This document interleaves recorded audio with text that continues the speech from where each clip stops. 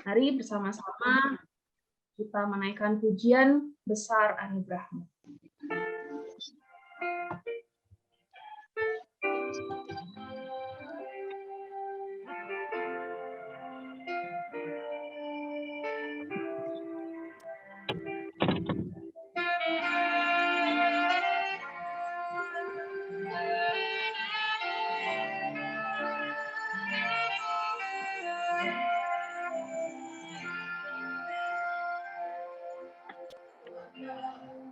Sebagaimana ku ada,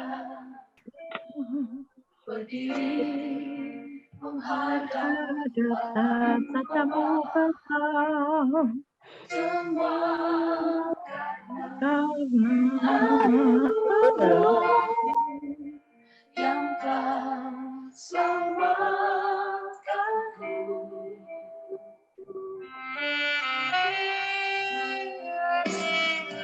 Begitu dalam segala kelimpahan, ku layak untuk melayani Tuhan. Semua karena anugerah-Mu berkurang bagiku. Besar anugerah-Mu, melimpah kasih-Mu, semakin hari semakin bertambah. Besar anugerah-Mu, besar anugerah-Mu, melimpah kasih-Mu, semakin hari semakin bertambah. Besar anugerah-Mu.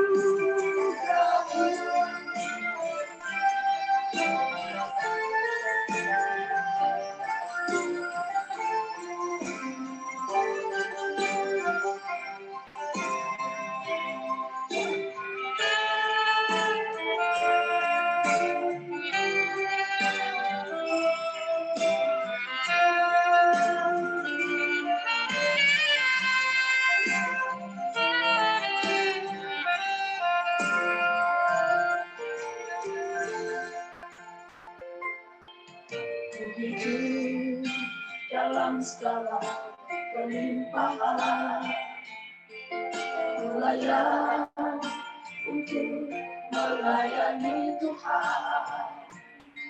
Semua karena anugerah-Mu tercurah bagiku. Besar anugerah-Mu, berlimpah kasih-Mu, semakin hari semakin bertambah. Besar anugerah-Mu, besar anugerah-Mu, berlimpah kasih-Mu,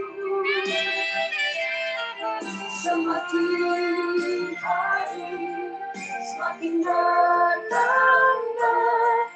Besar anugerah-Mu, besar anugerah-Mu.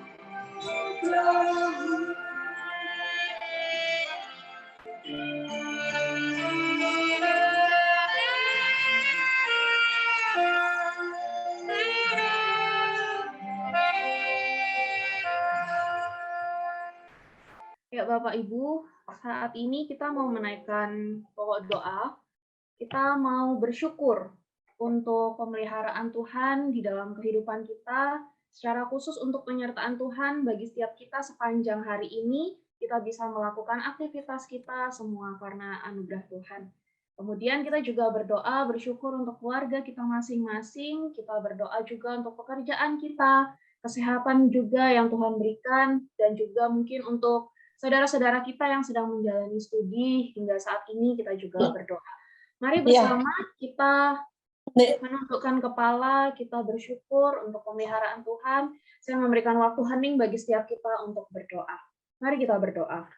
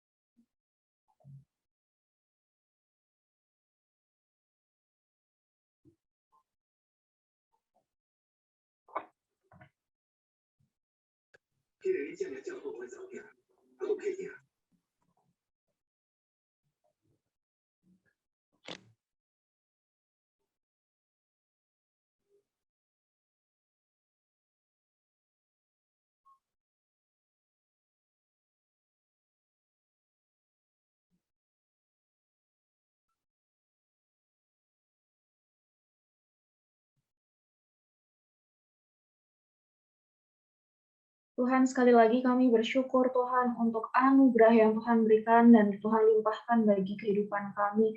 Kami terus berdoa untuk keluarga kami, pekerjaan kami, segala aspek kehidupan kami serahkan semuanya ke dalam tangan kasih-Mu Tuhan. Kami rindu, kami bisa terus mengucap syukur atas segala yang Tuhan berikan, dan ajar kami untuk terus menjadi berkat bagi sesama kami. Terima kasih Tuhan, ini doa kami, hanya di dalam nama Tuhan kami, Yesus Kristus. Amin. Ya, yang selanjutnya kita juga mau berdoa untuk keluarga besar GKA Elion. Kita mau berdoa untuk anak-anak kita, untuk adik-adik kita yang saat ini sudah mulai menjalani sekolah tatap muka. Kita mau berdoa biarlah mereka ketika mereka bersekolah ada kesehatan, ada kemampuan untuk boleh kembali beradaptasi dengan sekolah tatap muka. Mari bersama kita berdoa dengan membuka suara. Tuhan, saat ini kami juga berdoa menyerahkan untuk adik-adik kami yang saat ini sudah memasuki masa-masa sekolah kembali tatap muka. Kami menyerahkan setiap mereka ke dalam tangan kasih-Mu, biarlah Tuhan yang senantiasa memberkati mereka, kesehatan mereka, dan Tuhan memberikan hikmat untuk mereka bisa menjalani sekolah tatap muka dengan baik. Tuhan juga yang berkati untuk setiap guru yang mengajar, biarlah mereka juga boleh mendidik anak-anak didik mereka dengan baik pula. Terlebih kami juga menyerahkan Tuhan untuk orang tua yang terus mendampingi, Tuhan yang memberikan kesehatan juga dan kemampuan yang baik, serta hikmat daripada Tuhan untuk boleh membimbing anak-anak mereka. Terima kasih Tuhan, kami menyerahkan semuanya ke dalam tangan kasih-Mu, hanya di dalam nama Tuhan kami, Yesus Kristus. Amin. Yang selanjutnya kita juga mau berdoa untuk rekan-rekan kita, saudara-saudara kita yang mungkin saat ini sedang sakit. Bapak, Ibu, Saudara mungkin tahu namanya, boleh disebutkan di dalam doanya. Dan kita juga terus berdoa untuk rekan-rekan kita yang sudah lama nggak beribadah. Mereka mungkin punya kerinduan, tetapi belum bisa beribadah. Kita terus doakan mereka, biarlah mereka juga memiliki iman yang terus kuat di dalam Tuhan. Mari bersama Bapak Ibu kita membuka suara, kita berdoa. Tuhan, saat ini kami juga menyerahkan Tuhan bagi setiap jemaat kami, bagi setiap saudara-saudara kami yang saat ini dalam keadaan lemah tubuh, dalam keadaan sakit. Kami mau berdoa bagi setiap mereka Tuhan di dalam masa-masa ini, biarlah Tuhan yang menyembuhkan, baik itu melalui obat-obatan yang mereka konsumsi maupun juga untuk perawatan yang mereka lakukan. Biarlah Tuhan, Engkau sendiri yang menjamah mereka, terlebih Tuhan juga memberkati untuk sekeliling mereka yang mendampingi mereka, yang merawat mereka, Tuhan juga yang terus tambahkan kesehatan dan kelimpahan bagi setiap mereka. Terima kasih Tuhan, kami juga menyerahkan untuk rekan-rekan kami, saudara-saudara kami, yang mungkin saat ini memiliki kerinduan untuk beribadah bersama-sama di gereja, tetapi belum bisa untuk beribadah. Kami terus berdoa menyerahkan mereka, Biarlah di tengah keterbatasan yang mereka alami, mereka boleh tetap memiliki iman yang teguh di dalam Tuhan. Tuhan yang terus bersama dengan mereka, dan Tuhan terus yang memelihara mereka seperti Tuhan juga memelihara kami. Terima kasih Tuhan, kami mau menyerahkan setiap mereka ke dalam tangan kasih-Mu. Hanya di dalam nama Tuhan kami, Yesus Kristus, kami bersyukur dan kami berdoa. Amin.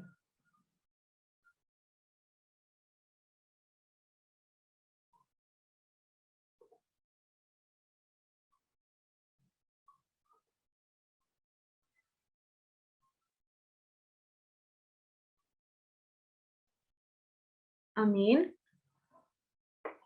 Kita akan melanjutkan doa kita nanti setelah kita akan mendengarkan firman Tuhan, dan kepada hamba-Nya dipersilahkan untuk membawakan firman-Nya. Baik, terima kasih untuk Saudara Hana. Mari sama-sama Bapak Ibu yang dikasihi oleh Tuhan, mari sama-sama kita akan sebelum merenungkan firman Tuhan, mari kita mau berdoa terlebih dahulu. Mari kita berdoa. Tuhan Bapa kami yang baik, kami datang kepadamu bersyukur dan berterima kasih untuk kesempatan yang kembali Engkau berikan Tuhan. Ketika kami memasuki tahun 2022 ini, kami kembali boleh berkumpul bersama untuk kami boleh bersahati dan kami boleh berdoa bersama.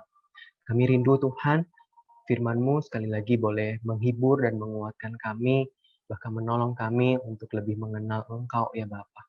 Tolong hamba-Mu yang lemah terbatas dan yang berdosa ini, mohon kuasa daripada Roh Kudus yang menolong memampukan hamba-Mu ini boleh menyampaikan perenungan firman-Mu, dan kiranya Tuhan memberkati kami semua ya Bapa, sehingga kami boleh mengerti dan kami boleh memahami, dan lebih daripada itu kami boleh menghidupi akan firman-Mu di dalam kehidupan kami. Tuhan, kami serahkan waktu ini hanya kepadamu Tuhan, biarlah Engkau berbicara Tuhan di dalam kehidupan setiap kami, pribadi lepas pribadi, di dalam konteks kehidupan kami masing-masing ya Tuhan. Inilah doa kami, hanya di dalam nama Tuhan Yesus, Tuhan kami berdoa. Amin. Selamat malam Bapak Ibu, Saudara yang dikasihi oleh Tuhan.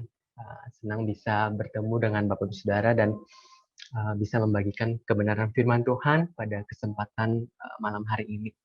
Mari saya mengajak Bapak Saudara membuka Alkitab di dalam 2 Raja-Raja pasal 5.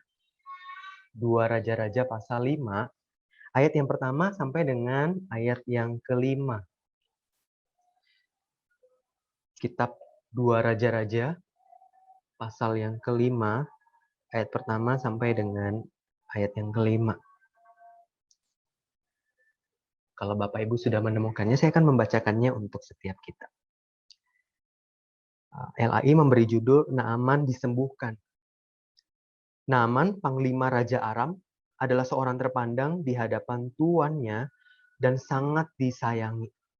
Sebab oleh dia, Tuhan telah memberikan kemenangan kepada orang Aram. Tetapi orang itu seorang pahlawan tentara sakit kusta. Orang Aram pernah keluar bergerombolan dan membawa tertawan seorang anak perempuan dari negeri Israel. Ia menjadi pelayan pada istri Naaman. Berkatalah gadis itu kepada nyonyanya, sekiranya tuanku menghadap nabi yang di Samaria itu, maka tentulah nabi itu akan menyembuhkan dia dari penyakitnya. Lalu pergilah Naaman memberitahukan kepada tuannya, katanya, beginilah dikatakan oleh gadis yang dari negeri Israel itu. Maka jawab Raja Aram, baik, pergilah dan aku akan mengirim surat kepada Raja Israel. Lalu pergilah Naaman dan membawa sebagai persembahan 10 talenta perak dan 6.000 shikal emas dan 10 potong pakaian.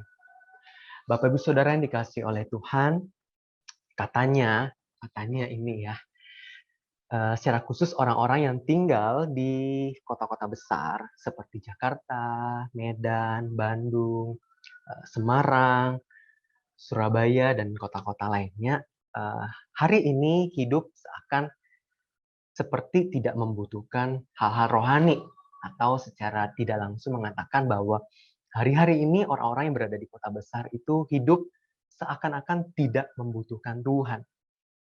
Karena dengan bekerja, punya uang, orang-orang dapat memenuhi apa yang menjadi kebutuhan hidupnya. Kalau dia sakit, dia pergi ke dokter. Kalau dia butuh bantuan, dia tinggal membeli peralatan elektronik. Kalau dia butuh makan, tinggal memencet di handphonenya, pesan makanan yang paling enak, yang paling mahal, yang terbaik dengan uangnya. Sekali lagi, seakan-akan manusia itu tidak membutuhkan Tuhan. Tapi Bapak Saudara yang dikasihi Tuhan, jauh di dalam hati manusia, sebenarnya manusia itu secara rohani, dia itu haus dan rindu untuk mencari Allah. Tetapi pada umumnya manusia seakan-akan menipu dirinya sendiri bahwa dengan kemampuannya atau dengan uangnya, dia mampu untuk memenuhi apa yang menjadi kebutuhannya. Tapi Bapak Saudara yang dikasihi Tuhan, di dalam pembacaan kita hari ini, ada seorang yang disebut saja sebagai seorang yang hebat. Dia adalah seorang panglima, namanya Nahaman. Dia seorang panglima, punya kuasa di Aram. Dia seorang yang disayangi oleh seorang raja Aram. Tapi dia pergi mencari Allah di Israel untuk meminta pertolongan. Bapak Saudara yang dikasihi Tuhan, kenapa Naaman pergi ke Israel mencari Allah? Saudara yang dikasihi Tuhan, setidaknya ada dua hal yang dapat kita lihat. Kenapa sih Naaman ini pergi ke Israel untuk mencari Allah? Yang pertama adalah Naaman menyadari bahwa dia tidak mampu memenuhi apa yang menjadi kebutuhannya. Bapak Ibu Saudara, kalau Bapak Saudara memperhatikan, saya bacakan sekali lagi di dalam 2 Raja-Raja pasal 5 ayat yang pertama. Naaman, seorang panglima Raja Aram, adalah seorang terpandang di hadapan tuannya dan sangat disayangi. Sebab oleh dia, Tuhan telah memberikan kemenangan kepada orang Aram. Tetapi orang itu seorang pahlawan tentara, sakit kusta. Tetapi ia sakit kusta.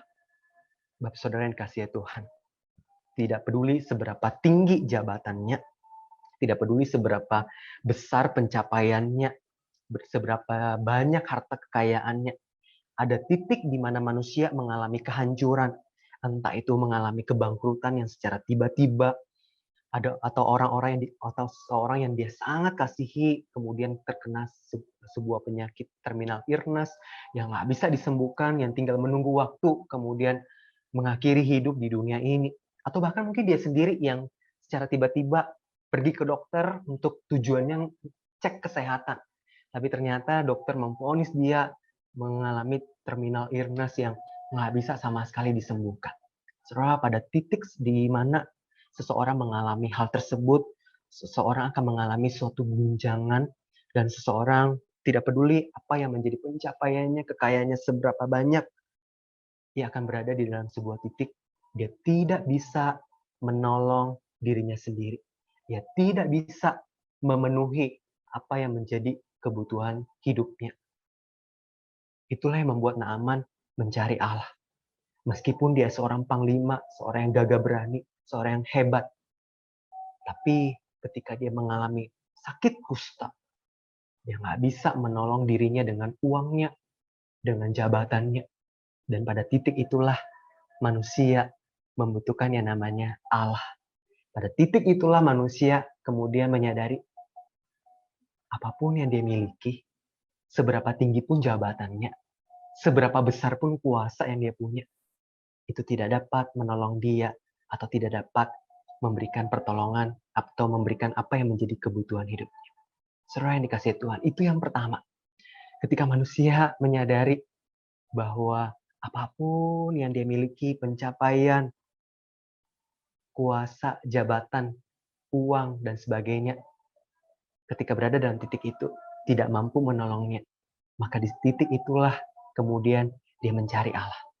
Tapi sayangnya Bapak Saudara, tidak semua orang kemudian mencari Allah yang tepat. Di dalam titik seperti itu pun juga manusia masih terus berusaha dengan kemampuannya sendiri. Karena dia tertipu dengan dirinya sendiri yang mengatakan, engkau mampu menolong dirimu. Engkau mampu dan engkau sanggup menolong dirimu. Engkau berjuang lagi. Engkau berjuang lagi. Karena dengan kemampuanmu engkau mampu menolong dirimu. Tapi Bapak Saudara, seberapapun kuat manusia, berusaha. Di dalam titik itu tidak ada pertolongan yang dapat dia lakukan.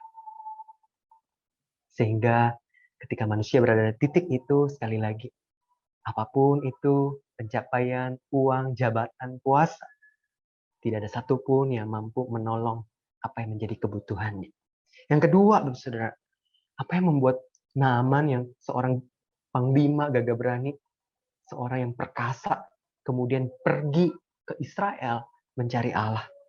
Karena dia menyadari bahwa dunia tidak dapat menolong dia. Saudara, pertumbuhan spiritual itu tidak dapat terjadi kalau kita tidak menyadari bahwa dunia itu tidak dapat menolong kita. Saudara, perhatikan apa yang dialami oleh Naaman.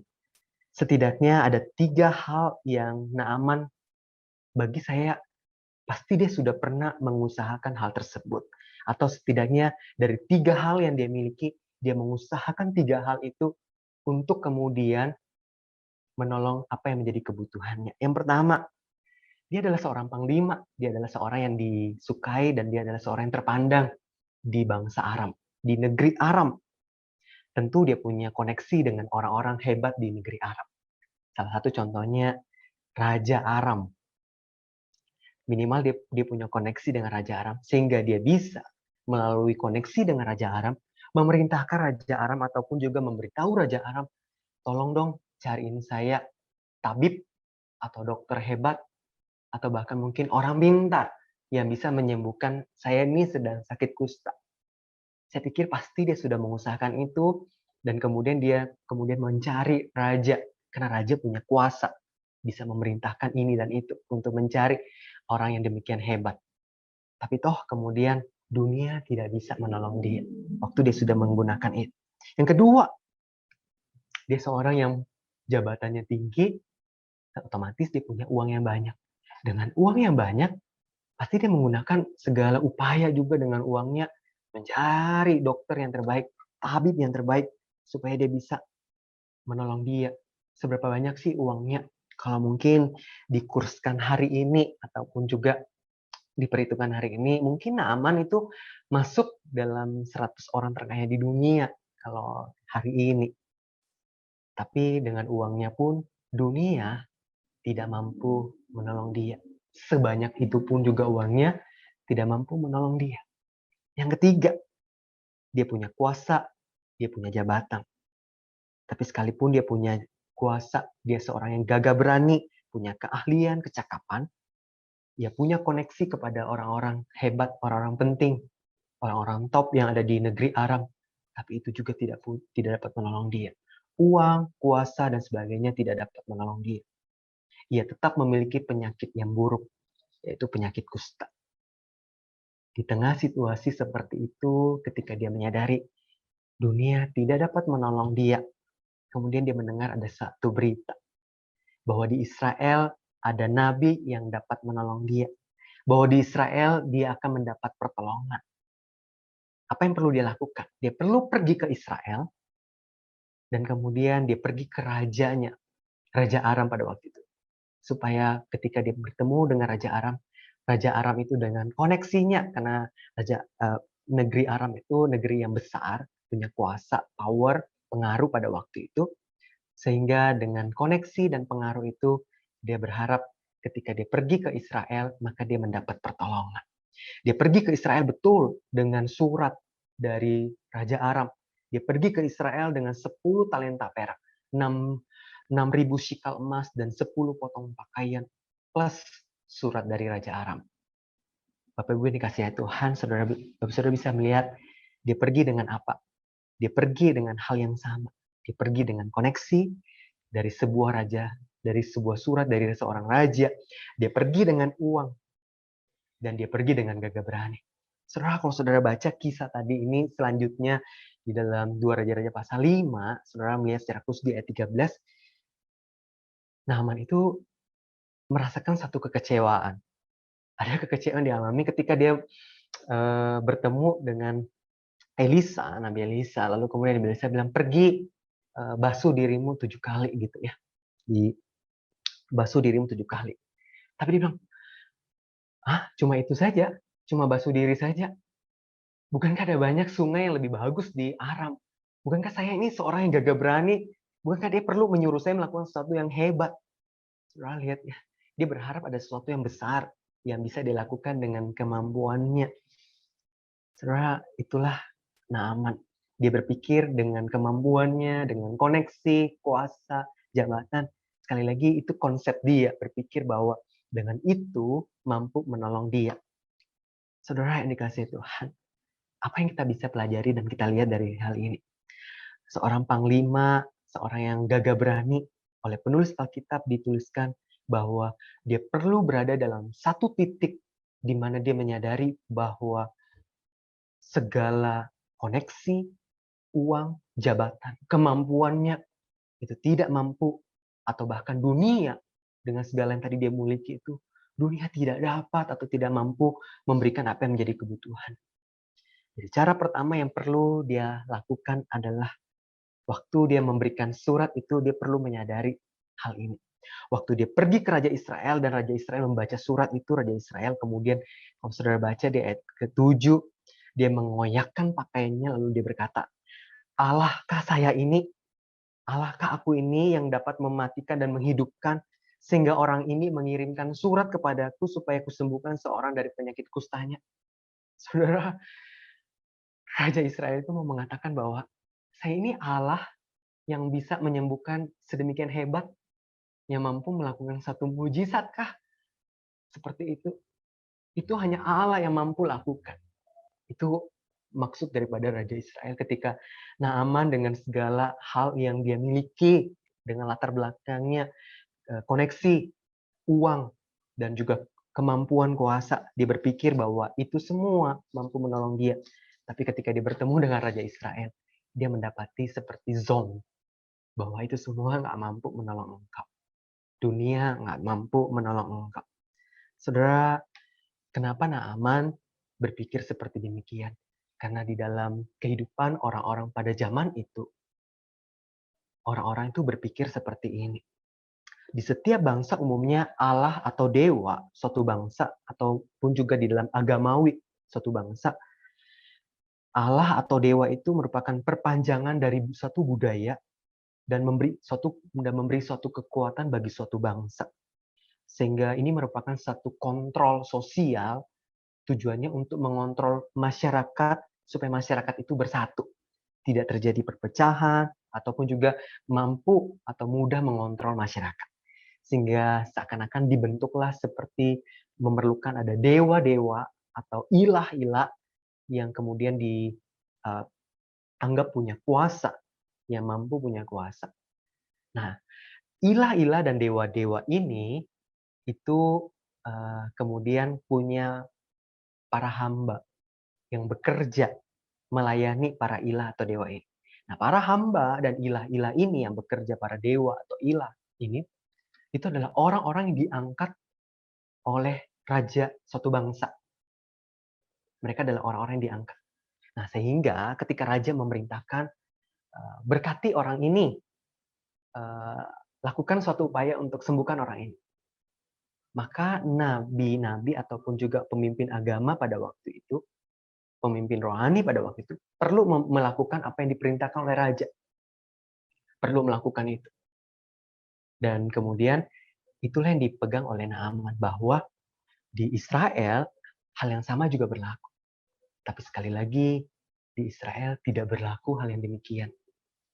Allah Israel tidak seperti demikian. Allah Israel tidak dikontrol oleh raja. Allah Israel itu justru malah yang mengontrol segala sesuatu termasuk raja. Sehingga ketika Raja Israel bilang, Allahkah saya ini? Raja Israel itu mau mengatakan bahwa saya nggak bisa kontrol Allah Israel. Saya nggak bisa kontrol. Dia adalah Allah yang besar, saya nggak mampu kontrol dia.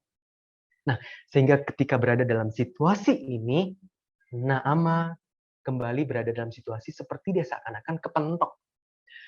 Uangnya, kuasanya, koneksinya, semuanya tidak mampu menolong dia. Tidak ada satupun yang mampu menolong dia. Dia benar-benar berada dalam satu titik nol, yang dimana dia hanya perlu datang dan melakukan apa yang diperintahkan oleh Nabi Elisa. Dia perlu membersihkan diri. Dan kemudian, Bapak Saudara yang dikasihi Tuhan, ketika Naaman kemudian berada di dalam titik bahwa Allah Israel nggak bisa dibayar dengan uang.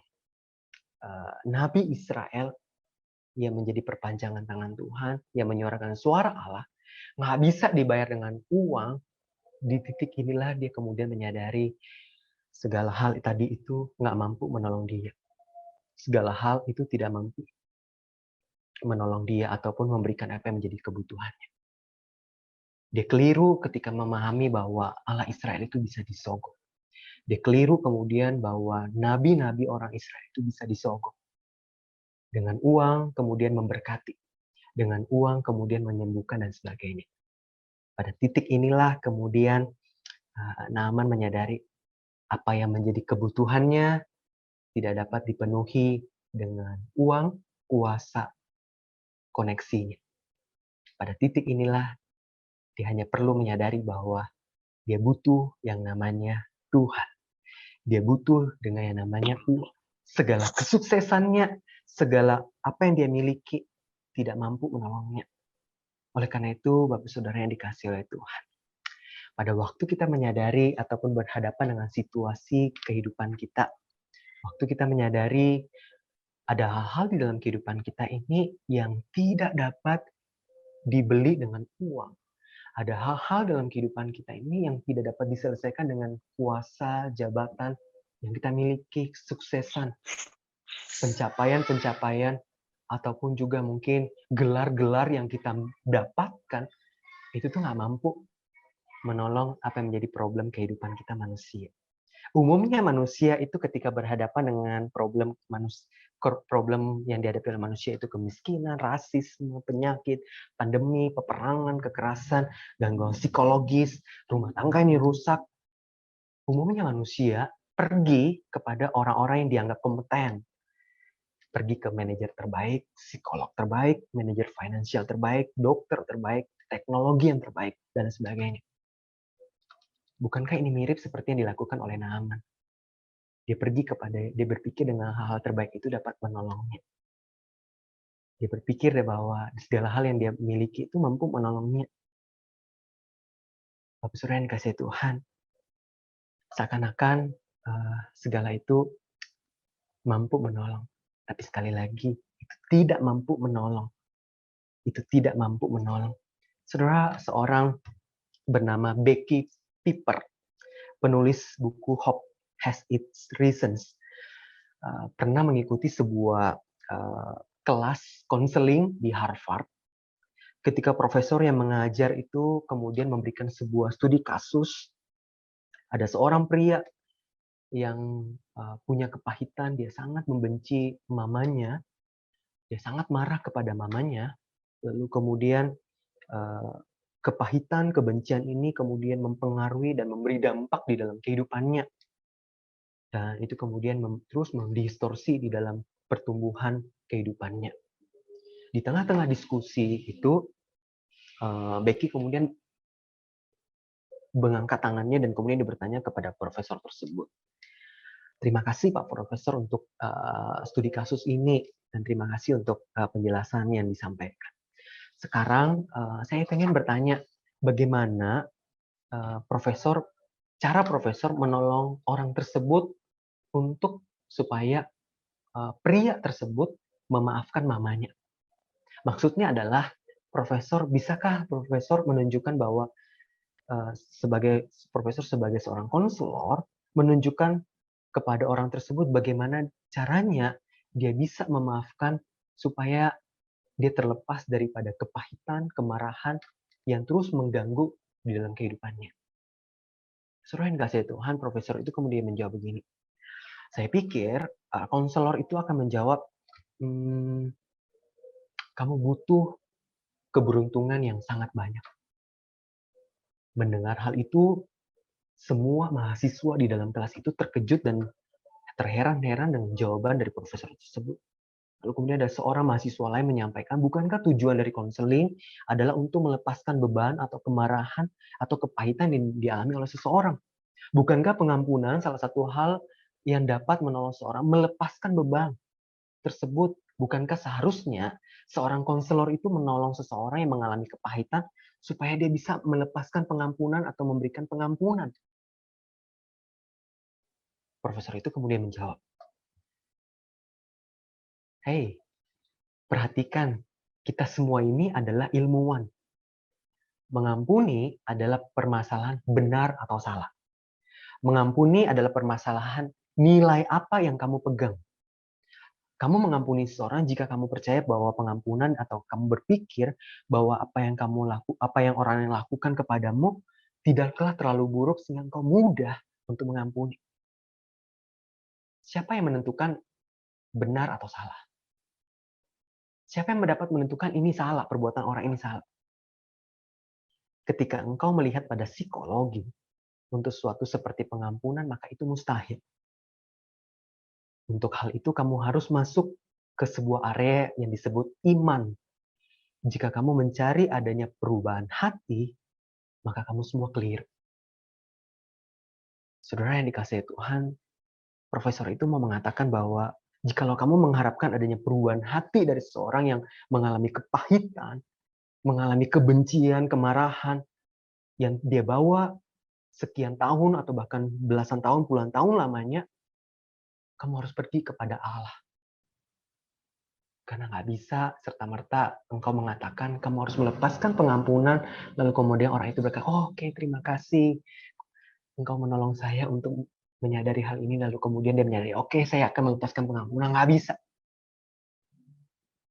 Butuh ada pekerjaan Tuhan yang mampu mengubahkan hati manusia. Butuh ada pekerjaan Tuhan yang mampu mengubahkan seseorang atau manusia. Sehingga kalau hanya sebuah kata-kata atau sebuah kesadaran, itu nggak bisa mengubahkan hati manusia. Butuh ada pekerjaan daripada Allah. Oleh karena itu, Bapak Saudara, di dalam titik ini, dunia nggak bisa menolong manusia. Dunia nggak bisa menolong atau memberikan apa yang menjadi kebutuhan manusia. Yaitu ada satu perubahan hati yang dialami oleh manusia. Dengan uang, dengan kuasa, jabatan, atau apapun itu, pencapaian gelar dan sebagainya, nggak mampu mengubah hati manusia. Yang mampu mengubah hati manusia hanya Allah. Sehingga ketika berada dalam situasi ini atau berada pada titik ini, saudara yang dikasihi Tuhan, mungkin Bapak Saudara punya orang-orang yang saudara kasihi. Tapi mungkin sampai detik ini, orang tersebut belum kemudian mengalami perubahan dalam hidup. Saudara, sudah berapa banyak nasihat-nasihat yang Bapak Saudara berikan kepadanya? Apakah itu berhasil? Mungkin iya berhasil. Tapi Bapak Saudara, untuk mengubah seseorang, mengubah hati manusia, kita nggak bisa pakai uang. Kita nggak bisa pakai perkataan, omongan, nasihat, kuasa, atau mungkin, Cuan tahu minta tolong, Muse minta tolong. Ada saudara saya atau ada anak saya, tolong nasihati dia dan supaya dia berubah. Bapak Ibu Saudara yang dikasihi Tuhan. Cuan tahu Muse nggak punya kuasa untuk mengubah manusia. Kita butuh Tuhan yang kemudian bisa mengubah hati manusia. Kalau Bapak Saudara di dalam kehidupan ini punya problem, pergumulan, berbicara tentang manusia perlu berubah, Saudara, kita perlu kembali datang kepada Tuhan. Karena nggak ada, dunia ini nggak bisa menawarkan apapun itu untuk mengubah manusia. Nggak ada, Bapak Saudara. Kalau Saudara punya suami, Saudara punya istri, Bapak Saudara punya anak, Bapak Saudara punya orang-orang yang Saudara kenal, sahabat, teman, dan Bapak Saudara rindu mereka mengalami perubahan dalam hidup mereka. Saudara butuh Tuhan untuk mengubahkan mereka. Saudara butuh Tuhan. Karena nggak ada manusia atau hati manusia bisa diubahkan dengan manusia. Nggak pernah bisa. Butuh kuasa yang lebih besar, yaitu Tuhan. Sehingga Bapak Saudara, marilah kita sama-sama terus datang mencari Tuhan. Kalau kita punya problem, masalah utama kita adalah masalah hati, perubahan hati. Nggak ada obatnya. Profesor, konselor hebat, teknologi hebat, atau apapun yang hebat-hebat itu tidak mampu mengubah. Hanya Tuhan yang mampu mengubah. Mari kita berdoa. Bapak, Ibu yang dikasihi oleh Tuhan, mari saya mengajak Bapak Saudara untuk saat ini, Bapak Saudara boleh berdoa secara pribadi. Kalau itu Bapak Saudara yang perlu berubah dalam hati Bapak Saudara untuk bertumbuh, untuk berubah lebih baik. Saudara datang sama Tuhan, berdoa, minta sama Tuhan. Kalau Bapak Saudara punya suami atau istri, punya anak, punya sahabat, punya rekan, atau siapapun itu yang Saudara rindu, seseorang itu mengalami perubahan dalam hidupnya. Berdoalah kepada Tuhan. Cari Tuhan. Karena apapun di dunia ini, atau apapun yang engkau miliki, tidak mampu menolong orang tersebut. Hanya Tuhan yang mampu memenuhi apa yang menjadi kebutuhannya untuk mengubah hatinya. Berdoalah pakai waktu 2-3 menit ini, berdoa secara pribadi, sebutkan nama orang-orang tersebut dan berdoa bagi mereka.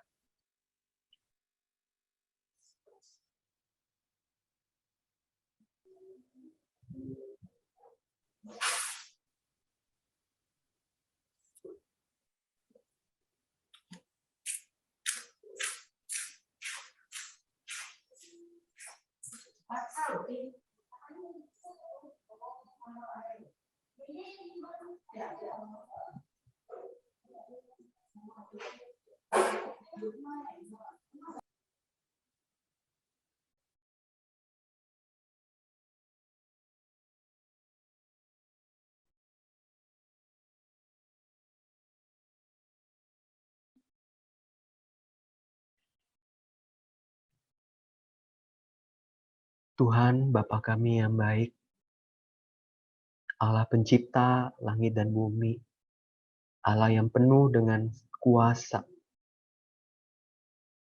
Allah yang menciptakan manusia, yang mengerti dan memahami manusia sampai kedalaman hati manusia. Tuhan, kami serahkan setiap orang-orang yang kami kasihi ini, setiap orang-orang yang kami peduli. Tuhan, kami rindu, atau bahkan diri kami sendiri, Tuhan, yang butuh untuk mengalami perubahan. Kami butuh Tuhan menolong kami. Kami butuh Tuhan menolong setiap orang-orang tersebut, supaya mereka mengalami perubahan dalam hidup mereka. Karena apapun yang ada dalam dunia ini tidak mampu menolong mereka, tidak sanggup untuk mengubahkan hati mereka.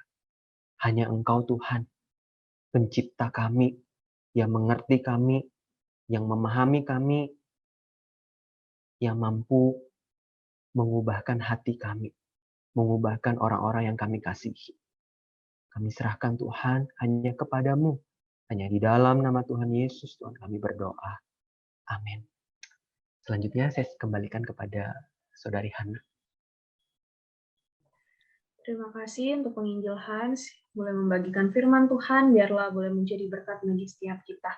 Bapak, Ibu, Saudara, kita akan kembali menaikkan satu pujian. Sebelum kita kembali menaikkan pokok doa syafaat kita di hadapan Tuhan.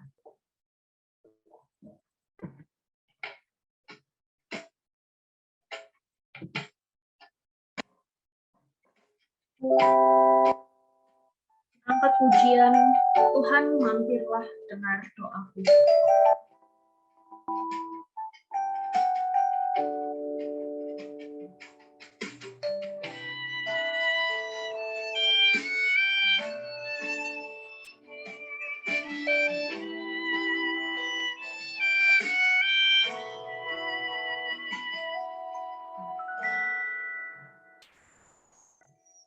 Mampirlah dengar doaku,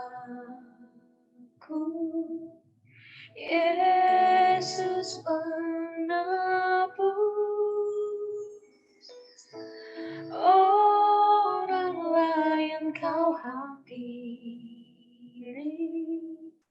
Jangan jalanku.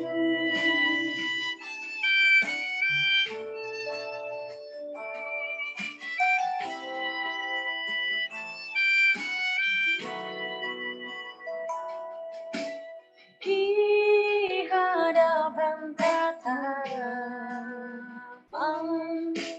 aku menyembah, tunduk dalam penyesalan. Tuhan tolonglah. Yesus Tuhan, dengar doaku. Orang lain kau hampiri, jangan jalanku.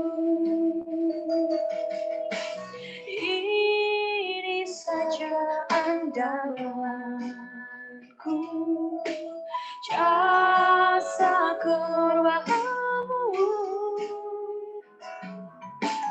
Hatiku yang hancur, buatlah sembuh.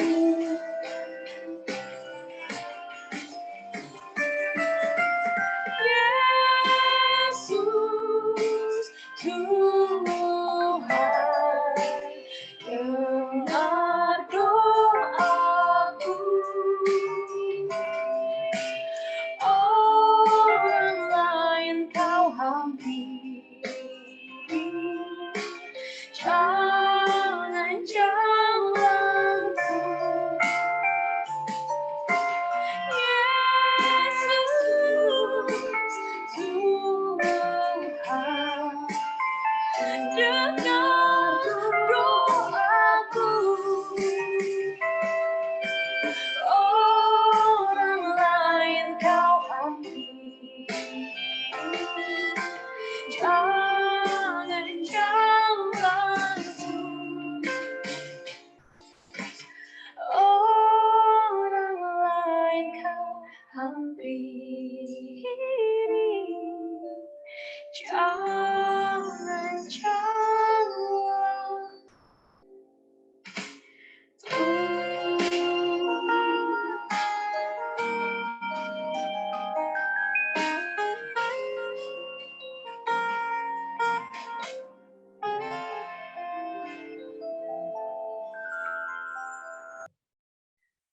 Ya Bapak Ibu, saya kembali mengajak kita untuk menaikkan doa syafaat kita di hadapan Tuhan. Kita mau berdoa kembali untuk GKA Elion. Kita mau berdoa untuk setiap staf, setiap karyawan, supir, dan juga satpam gereja yang bekerja di sini. Biarlah Tuhan yang memberikan kesehatan dan juga memberikan kemampuan bagi setiap mereka untuk bekerja dengan baik. Mari bersama Bapak Ibu kita membuka suara, kita berdoa. Tuhan, kami saat ini datang di hadapan Tuhan, kembali kami menaikkan syafaat kami. Kami mau berdoa untuk setiap staf, setiap karyawan, satpam, supir gereja yang bekerja di tempat ini, Tuhan. Kami mau berdoa bagi setiap mereka, di dalam mereka menjalani pekerjaan mereka, Tuhan yang memberikan kemampuan, dan juga Tuhan yang memberikan kesehatan, serta hati yang mau melayani Tuhan, sehingga di dalam pekerjaan mereka, mereka boleh menjadi berkat juga. Kami juga berdoa bagi setiap mereka yang mungkin belum percaya kepadamu, biarlah Tuhan yang memberkati mereka, Tuhan yang menyentuh hati mereka untuk boleh mengenal Engkau sebagai Tuhan dan Juru Selamat kami, sebagai Tuhan yang selalu senantiasa memberkati. Kami berdoa biarlah kami juga di tengah-tengah setiap kami Tuhan, biarlah juga mereka boleh melihat Engkau, melihat kemuliaan Tuhan di dalam setiap diri kami. Kami juga rindu untuk terus boleh mencari berkat dimanapun kami berada. Terima kasih Tuhan, kami menyerahkan setiap mereka ke dalam tangan kasih-Mu, hanya di dalam nama Tuhan Yesus kami berdoa.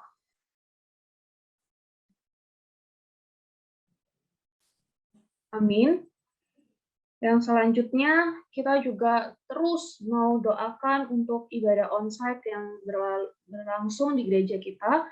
Kita berdoa bagi setiap pernatalayan, Kita juga berdoa untuk setiap hamba Tuhan yang melayani, dan juga untuk tim IBM, kita doakan mereka terus supaya Tuhan memberikan kesehatan juga kemampuan di dalam melayani, dan biarlah pelayanan yang dilakukan boleh menjadi berkat bagi setiap kita. Mari kita berdoa dengan membuka suara.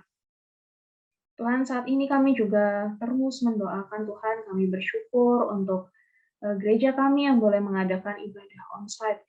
Dan kami terus bersyukur Tuhan, itu boleh terus berlangsung, semua karena anugerah dan penyertaan Tuhan. Bapak, kami saat ini datang di hadapan Tuhan, kami mau menyerahkan untuk setiap penata layan, biarlah Tuhan yang memberikan mereka kesetiaan di dalam melayani, memberikan semangat Tuhan di dalam melayani. Dan kami juga terus berdoa juga untuk setiap hamba Tuhan yang melayani di tempat ini, Tuhan yang memberkati di dalam pekerjaan, di dalam pelayanan yang mereka lakukan, terlebih untuk keluarga mereka masing-masing. Biarlah Tuhan yang memberkati juga kesehatan mereka. Bapak, tak lupa kami juga berdoa menyerahkan untuk tim IBM yang selalu menolong kami di dalam melaksanakan ibadah setiap hari minggunya. Biarlah Tuhan juga yang memberikan mereka kesehatan dan semangat melayani. Karena kami tahu tidak mudah bagi mereka untuk menjalani pelayanan mereka, tapi kami terus berdoa, biarlah Tuhan yang terus bersama dengan mereka. Terima kasih Tuhan, kami rindu gereja kami boleh semakin bertumbuh, terlebih kami, jemaat-jemaat Tuhan, boleh semakin bertumbuh di dalam iman kepada Engkau. Terima kasih Tuhan, inilah doa kami, di dalam nama Tuhan Yesus kami bersyukur.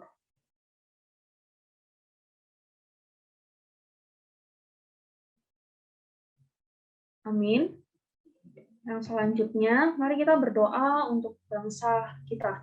Kita yang pertama berdoa untuk situasi COVID yang saat ini kasus Omikron sedang melonjak kembali. Kita terus berdoa, biarlah masyarakat boleh menjaga protokol kesehatannya dengan baik, dan kita juga terus berdoa untuk setiap pasien yang saat ini sedang berjuang di dalam mendapatkan kesembuhan karena mereka terpapar COVID-19. Mari Bapak Ibu Saudara kita berdoa dengan membuka suara.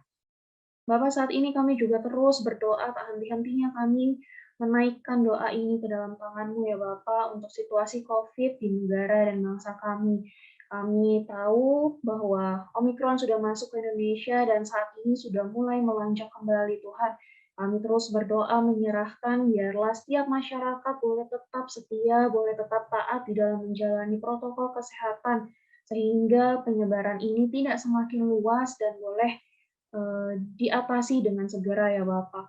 Kami menyerahkan juga secara khusus untuk setiap pasien yang saat ini sedang berjuang di dalam mendapatkan kesembuhan karena mereka terpapar oleh virus ini. Kami berdoa biarlah Tuhan yang memberikan hikmat di dalam mereka menjalani perawatan-perawatan yang ada, di dalam mereka juga mengonsumsi obat-obatan yang diperlukan, biarlah Tuhan yang memberikan kekuatan. Kami terus berdoa juga Tuhan untuk dokter, untuk perawat yang terus merawat pasien-pasien COVID, biarlah Tuhan yang memberkati juga dan berikan kesehatan bagi setiap mereka, karena mereka adalah garda terdepan di dalam menangani COVID-19 ini Tuhan. Terima kasih, kami rindu bangsa kami segera pulih dari virus ini Tuhan, biarlah Tuhan yang berkarya di dalam bangsa dan negara kami. Terima kasih Tuhan, inilah doa dan permohonan kami, di dalam nama Tuhan Yesus kami berdoa. Amin. Yang selanjutnya kita berdoa untuk pemerintah pusat maupun pemerintah daerah agar dapat memimpin dengan bijaksana dan jujur setiap keputusan-keputusan yang diambil boleh menjadi berkat bagi setiap masyarakat yang ada dan memajukan bangsa kita ke arah yang lebih baik. Mari bersama kita membuka suara, kita berdoa untuk pemerintahan kita. Tuhan kami saat ini juga mau menyerahkan Tuhan untuk setiap pemerintahan kami, baik itu pemerintah pusat maupun pemerintah daerah-daerah. Kami mau berdoa bagi setiap mereka di dalam mereka menjalani pekerjaan mereka, biarlah Tuhan yang memberikan hikmat, kebijaksanaan di dalam setiap diri mereka, sehingga apapun yang mereka lakukan di dalam pekerjaan mereka sungguh boleh memberkati Tuhan, menjadi berkat bagi masyarakat yang ada, boleh mengambil keputusan-keputusan yang baik untuk memajukan bangsa kami.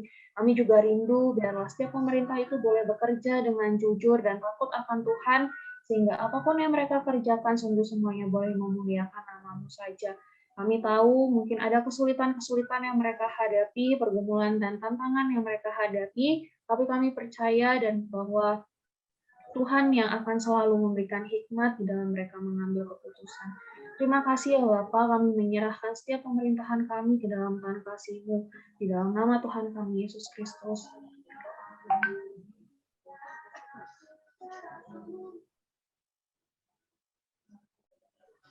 Mohon dengan kasih penginjil Hansun boleh memimpin kita di dalam doa penutup. Mari kita bersyukur, Bapa di surga, dengan semua kondisi yang sudah kami alami di tahun 2022 ini, kami bukan mau melihat semata-mata kepada tantangan, tapi semua yang sudah kami alami di masa lalu, kami melihat bagaimana Tuhan menolong dan memimpin kami dengan berbagai cara. Tahun yang baru ini pun kami mau melangkah dengan iman yang lebih besar lagi, bahwa karya Tuhan Yesus akan selalu menyertai kami dan itu cukup untuk memimpin kami menjalani hidup. Kami mau menyerahkan semua pokok doa ini yang sudah kami sampaikan, kekhawatiran kami, ketakutan kami, permohonan ini, kami mau menyerahkan ini semua ke dalam tangan Tuhan, karena Tuhan tahu yang terbaik bagaimana menolong kami bertumbuh lewat semua proses ini. Berkati semua rekan-rekan, Bapak, Ibu, dan Saudara yang hadir dalam ruang doa virtual malam hari ini. Berkati mereka Tuhan Yesus, kebutuhan masing-masing, pergumulan masing-masing. Engkau akan menjumpai kami dan menyegarkan dan menguatkan kami semua. Dalam nama Yesus Kristus, kami mengucap syukur dan berdoa. Amin. Selesai sudah persekutuan doa kita pada malam hari ini. Terima kasih, selamat malam, Tuhan Yesus memberkati.